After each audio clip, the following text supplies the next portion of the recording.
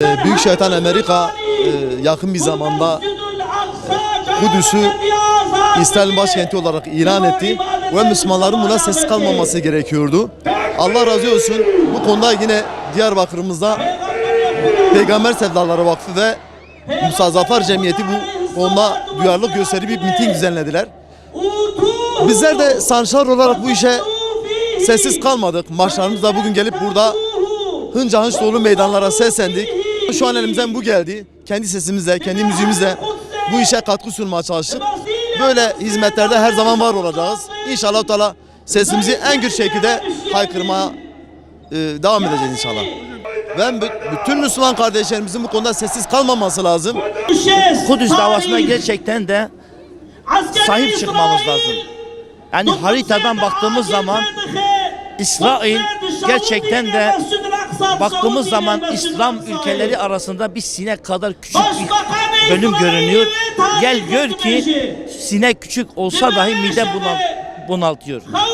O mide bunaltıcı İsrail'i orada kaldırmamız için kesinlikle birlik olmamız lazım.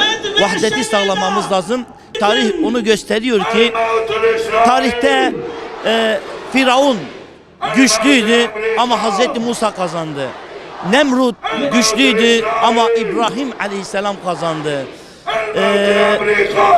Mekke müşrikleri güçlüydü. Hazreti Muhammed Aleyhisselatü Vesselam kazandı. Biz birlik olalım. Allah da bizimle olacak. Allah ma'ana el-Kudsu lena. Kudüs bizim olacaktır. Kudüs yağmaya, Kudüs emavu inşallah.